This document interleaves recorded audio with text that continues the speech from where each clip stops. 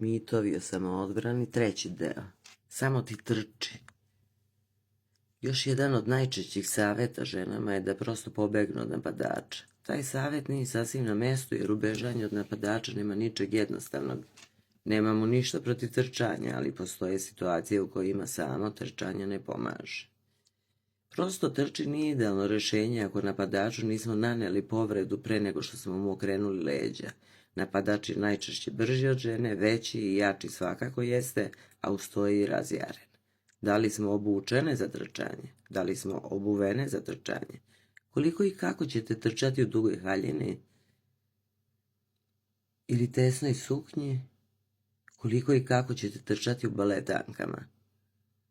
Kako u štiklama? Koliko i kako ćete trčati ako je klizavo, ako ste malo popili, ako ste bolesni, povređeni? Da, trčanje je super, ali potrebno je da znamo još nešto pored prostog trčanja. Potrebno je da budemo svesni okoline da bi imale prednost. Potrebno je da umemo da nanesemo povredu. Potrebno je da imamo sigurnost da pored tog trčanja imamo još nešto.